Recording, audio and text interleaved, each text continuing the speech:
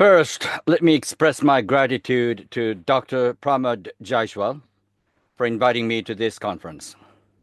I would like to focus on why the late Prime Minister Shinzo Abe proposed FOIP and Quad.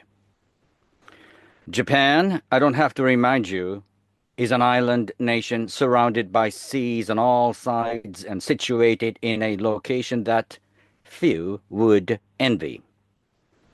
To the north, the country faces the gateway to the Arctic Ocean, while to the west, across the Sea of Japan, we are directly bordered by three countries: Russia,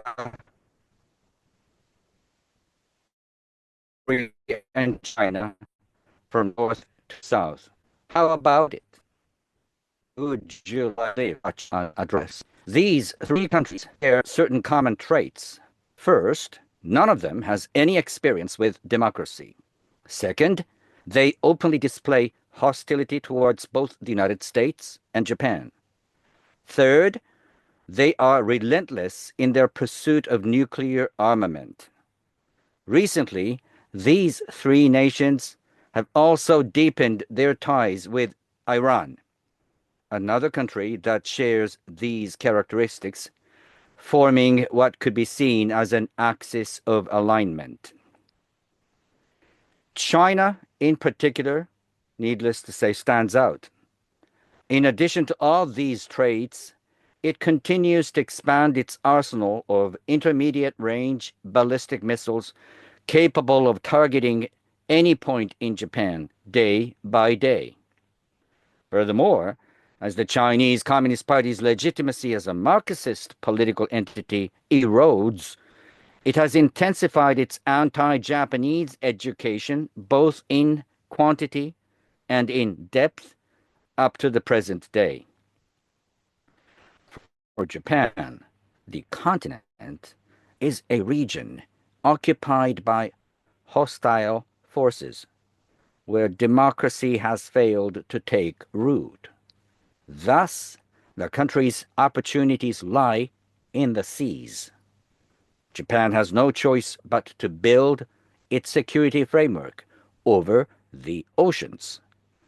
Over land possibilities are non-existent. Over seas lies our future.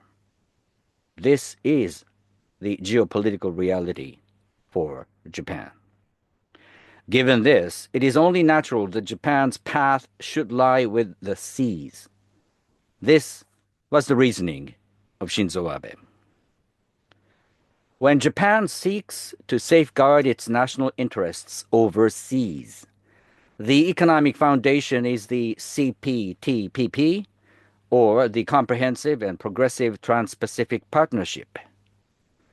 Upon assuming office, the first Trump administration immediately abandoned the Trans-Pacific Partnership. Partnering with Australia, Prime Minister Abe, however, refused to let this happen. He brought the framework to fruition.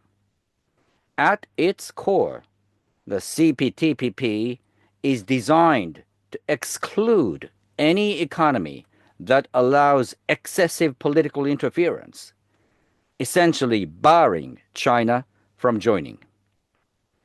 The origins of FOIP, or Free and Open Indo-Pacific, a concept also proposed by Prime Minister Abe, can be traced back to his speech in August 2007 before the Indian Parliament.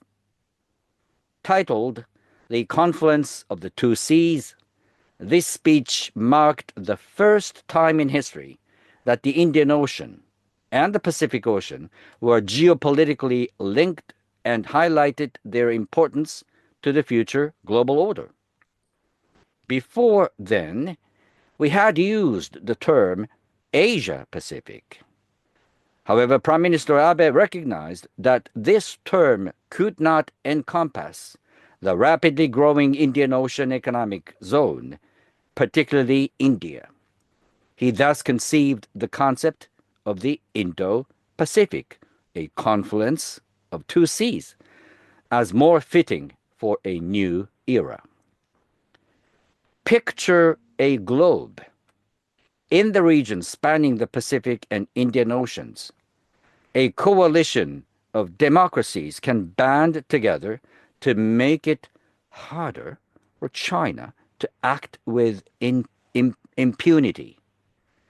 China, after all, has long aimed to turn the East and South China Seas into restricted, closed-off waters, and continues to project its power in pursuit of that goal. This is why Prime Minister Abe advocated for creating a free and open seascape. FOIP serves as a strong signal to China while also rallying like-minded nations under a single banner. Fortuitously, post-Brexit Britain has joined the CPTPP and is striving to establish itself as a trusted force within FOIP. A promising development indeed. When Prime Minister Abe returned to office for a second term, he contributed an article to the online opinion site Project Syndicate, titled Asia's Democratic Security Diamond. In it, he envisioned connecting 4 key points: Hawaii, home to the U.S. Indo-Pacific Command; Darwin, a crucial military base in northern Australia; Kolkata, a central city in the Bengali region of India; and Yokosuka, the shared base of the U.S. and Japanese navies. Together, these 4 points form a diamond shape, spanning the vast expanse from the Western Pacific to the Indian Ocean. Prime Minister Abe persuaded the leaders of these 4 nations, Australia, India, Japan, and the United States, to share agendas, hold consultations, and take the lead in shaping the regional order. This effort culminated in the establishment of Quad, initially as a framework for discussing security issues and later evolving into a platform for summit-level cooperation. It was Abe himself who first proposed this framework. Throughout this process, Japan demonstrated a proactive attitude, taking the initiative to shape a new order. This approach should continue even under a second Trump administration. Furthermore, Japan's engagement with India and the broader Indian Ocean region can be likened to a futures investment in financial terms, reflecting a belief in their potential. Looking ahead, China will likely escalate its proactive, provocative, and reckless actions concerning Taiwan. Defending the status quo is essential for Japan's national interests and for the shared interests of Indo-Pacific nations. The FOIP banner must be held even higher. With that, I conclude my remarks. Thank you.